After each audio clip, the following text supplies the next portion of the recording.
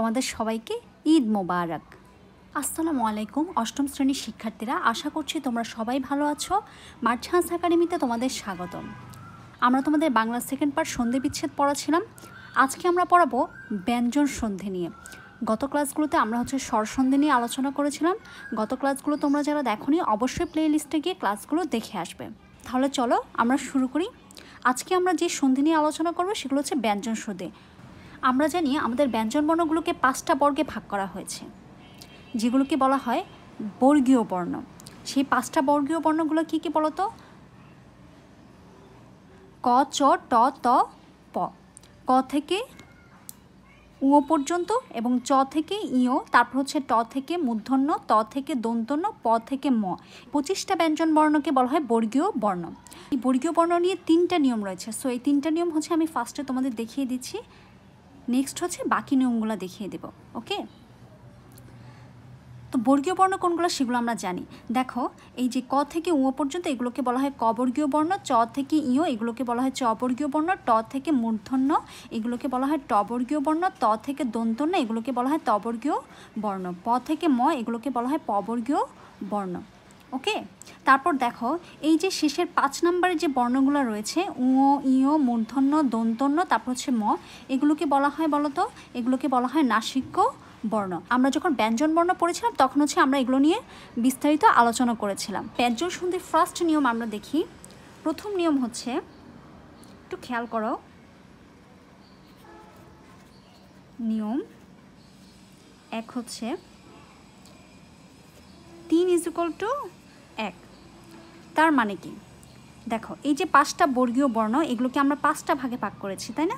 1 number, 2 number, তারপর 3, তারপর 4, এই 5, তাই না?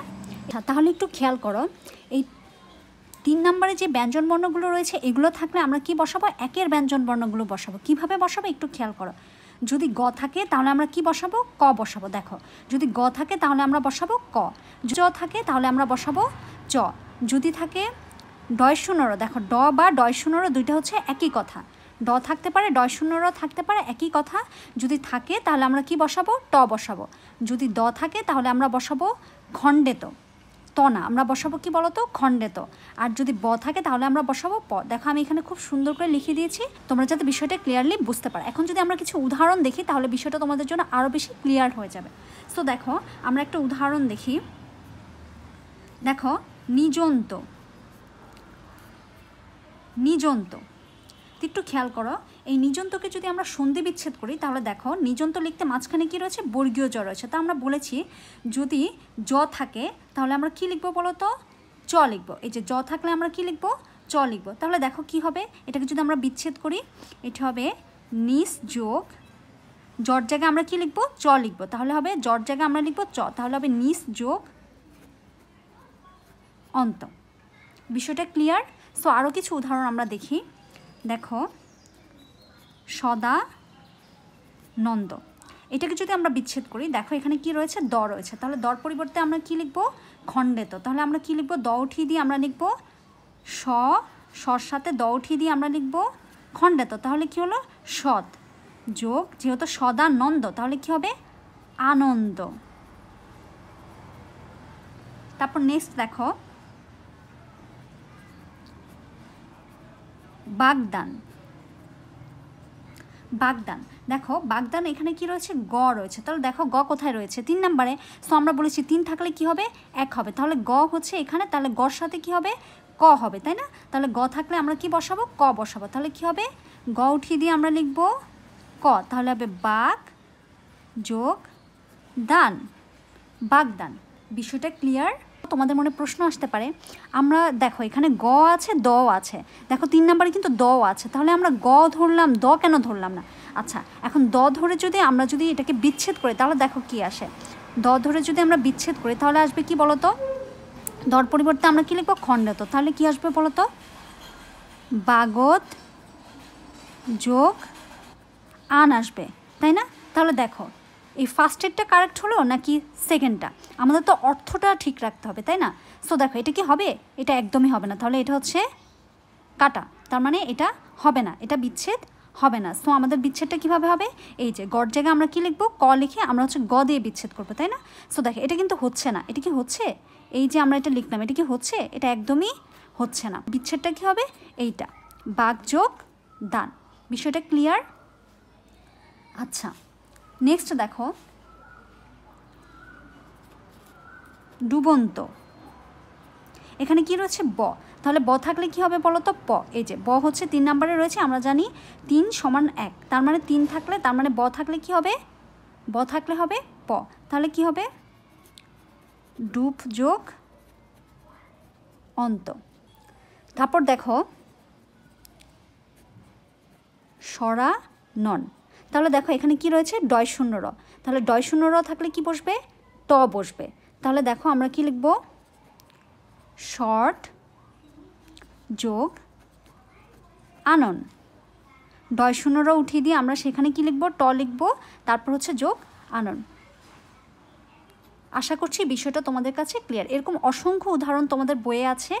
সো তোমরা যদি বইয়ে দেখো তাহলে তোমাদের জন্য বিষয়টা আরও ক্লিয়ার হয়ে যাবে। তোমরা যদি উদাহরণগুলো বারবার প্র্যাকটিস করো তাহলে হচ্ছে তোমাদের জন্য বিষয়টা আরও ক্লিয়ার হয়ে যাবে। আচ্ছা, তোমাদের বোঝার সুবিধার্থে এই নিয়মটা হচ্ছে আমি আরেকবার রিপিট করছি। সেটা হচ্ছে যে এই যে বর্গীয় বর্ণগুলো রয়েছে, এই বর্গীয় বর্ণের দেখো এই যে 3 নাম্বার অর্থাৎ 3 যোগ 1, তার মানে এই 3 নাম্বারের যে ব্যঞ্জন বর্ণগুলো রয়েছে কোনো শব্দের মধ্যে থাকে তাহলে আমরা একের ব্যঞ্জন বর্ণগুলো বসাবো। কিভাবে, যদি গ থাকে তাহলে ক, বর্গীয় জ থাকলে চ, ডয় শূন্য র থাকলে ট, দ থাকলে প। আমি খুব সুন্দর করে এখানে বুঝিয়ে দিয়েছি। ওকে, দেখো জগদীন্দ্র। জগদীন্দ্র এটাকে যদি আমরা বিচ্ছেদ করি তাহলে দেখো এখানে গ রয়েছে, দ রয়েছে। আমরা যদি গ দিয়ে বিচ্ছেদ করি তাহলে কি হবে বলো তো, গড় পরিবর্তে কি হবে, ক হবে। তাহলে কি হবে, জগ যোগ ইন্দ্র। তাহলে এটা কি হচ্ছে, হচ্ছে না। আমাদের অর্থটাও কিন্তু ঠিক রাখতে হবে। সো আমরা গ দিয়ে না, আমরা কি দিয়ে করব, কি দিয়ে বিচ্ছেদটা করবো বলো তো, দ দিয়ে। তাহলে দেখো যেহেতু জগদীন্দ্র এখানে এই দ রয়েছে, তার মানে এই দর পরিবর্তে আমরা কি লিখবো বলো তো, খণ্ডেত। তাহলে কি হবে, জগৎ যোগ ইন্দ্র। তোমাদের বই এরকম অসংখ্য উদাহরণ রয়েছে। তোমরা আমরা যাব নেক্সট নিয়মে। এই যে আমাদের পঞ্চম যে বর্ণগুলো রয়েছে এগুলোকে বলা হয় নাসিক্য বর্ণ। ঙ, ইয়, মূর্ধন্য, দন্তন্য, ম এবং আরও 2টা নাসিক্য বর্ণ রয়েছে। একটা হচ্ছে তোমার চন্দ্রবিন্দু আর একটা হচ্ছে তোমার অনুষ্কার। কিন্তু চন্দ্রবিন্দু দিয়ে হচ্ছে তোমার ব্যঞ্জন সন্ধির কোনো নিয়ম নেই, যার কারণে হচ্ছে চন্দ্রবিন্দুটাকে ধরা হয় না। সো আমরা ধরবো হচ্ছে অনুষ্কার। সো এখানে এর সাথে আমরা একটা বর্ণ যোগ করব যেটা হচ্ছে অনুষ্কার। সো এই যে ঙ, ইয়, মূর্ধন্য, দন্তন্য, ম এবং অনুষ্কার, এই 5 নম্বরের এই নাসিক্য বর্ণগুলো যে বর্ণের মধ্যে থাকবে তার পরিবর্তে আমরা কি বসাবো, ম বসাবো। এই বর্ণগুলো উঠিয়ে দিয়ে তার পরিবর্তে আমরা ম বসাবো। সো নেক্সট রুলসটা দেখো, খেয়াল করো। এই যে নিয়ম নাম্বার 2 যেটা হচ্ছে ঙ, ইয়, মূর্ধন্য, দন্তন্য, ম এবং অনুষ্কার থাকলে আমরা এগুলোর পরিবর্তে কি বসাবো, ম বসাবো। ওকে, আমরা যদি কয়েকটা উদাহরণের সাহায্যে দেখি তাহলে হচ্ছে বিষয়টা তোমাদের জন্য আরও বেশি ক্লিয়ার হবে।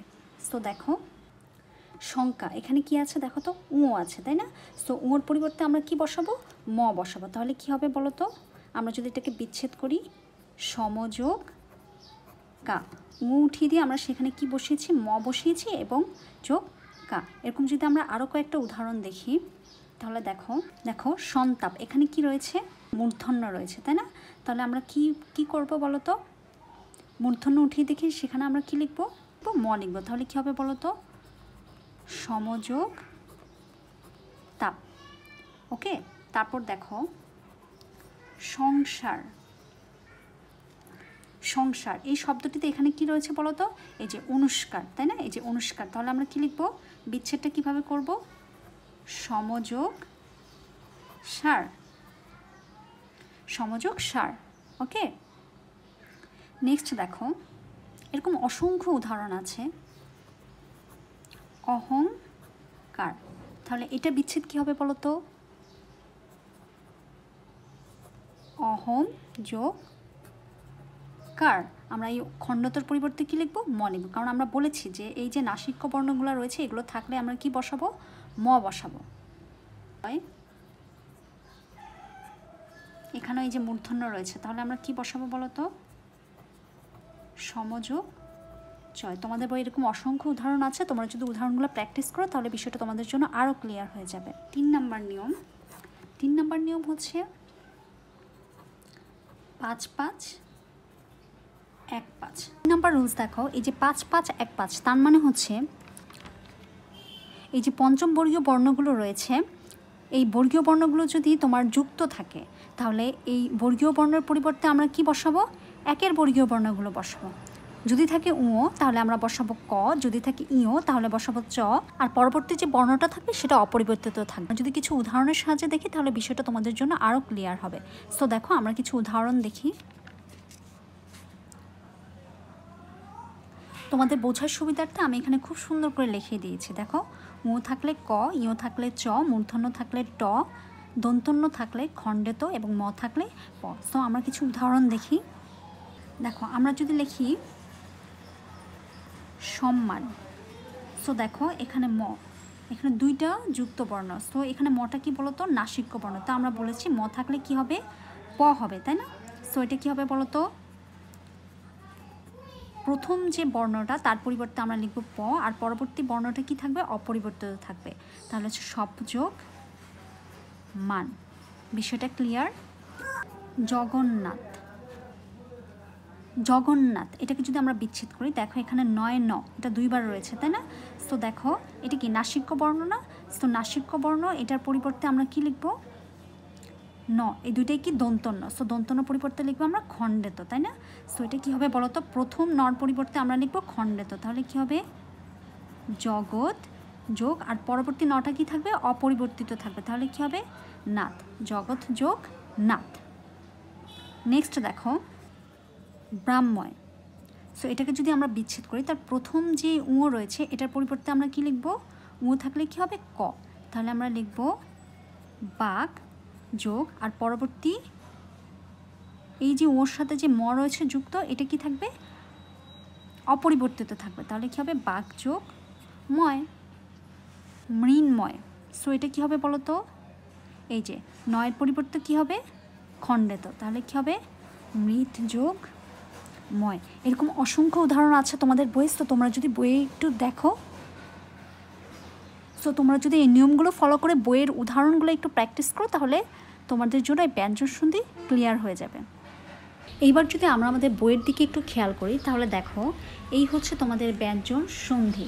ওকে, এই ব্যঞ্জন সন্ধির তোমাদের বইয়ের যে ব্যঞ্জন সন্ধি রয়েছে, ব্যঞ্জন সন্ধির উপরের এই কয়েকটা নিয়ম বাদ দিয়ে একদম নিচের দিকে চলে যাবে, একদম নিচের দিকে। এই যে 20 পৃষ্ঠার এই পার্টটাতে দেখো একদম উপর থেকে একদম তোমাদের ব্যঞ্জন সন্ধির শেষ পর্যন্ত এই যে উদাহরণগুলো দেওয়া রয়েছে, এগুলো হচ্ছে প্রত্যেকটাই হচ্ছে আমি একটু আগে তোমাদের যে নিয়মগুলো বুঝিয়েছি, বর্গীয় ব্যঞ্জন বর্ণের যে 3টা নিয়ম বুঝিয়েছি, এই প্রত্যেকটা উদাহরণ হচ্ছে সে নিয়মের মধ্যে পড়ে। তো তোমরা এই উদাহরণগুলো কি করবে?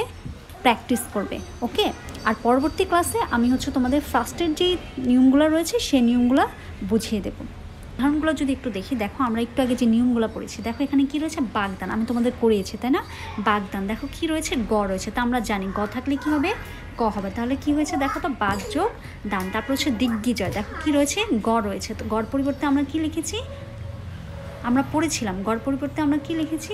ক লিখেছি, তাহলে কি হয়েছে? দিক যোগ বিজয়। তারপর দেখো ষড়যন্ত্র, ডয় শূন্য রর পরিবর্তে আমরা কি বলেছিলাম? কি হবে?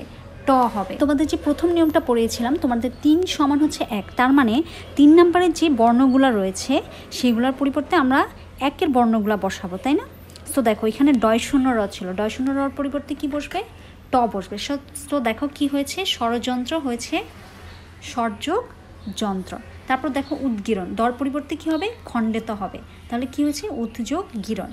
তারপর দেখো উদ্ঘাটন, উদ্যোগ ঘাটন। এভাবে তোমরা যদি প্রত্যেকটা উদাহরণ প্র্যাকটিস করো তাহলে বিষয়টা খুব ক্লিয়ারলি বুঝতে পারবে। তারপর দেখো আমি তোমাদের যে 2 নম্বর নিয়মটা পড়েছি সেখানে কি রয়েছে দেখো? সংজ্ঞা, তাই না? ওই যে পঞ্চম যে নাসিক্য বর্ণগুলো রয়েছে, তাই না? আমি তোমাদের বলেছিলাম পঞ্চম নাসিক্য বর্ণগুলো থাকলে সেখানে কি বসবে? নাসিক্য বর্ণের পরিবর্তে কি বসবে? ম বসবে। তাহলে দেখো সংজ্ঞা কি হয়েছে? সমযোগ কা। তারপর দেখো সংখ্যা, এখানে কি রয়েছে? অনুষ্কার, এটাও তো নাসিক্য বর্ণ, তাই না? সো অনুষ্কারের পরিবর্তে আমরা কি লিখবো? ম লিখবো, তাহলে কি হচ্ছে? সমযোগ খা, সংখ্যা। ওকে, সংখ্যা। তারপর হচ্ছে সঞ্চয়, সন্তাপ, সন্দর্শন। দেখো সন্দর্শন, দেখো সন্দর্শন, দেখো এখানে কি রয়েছে?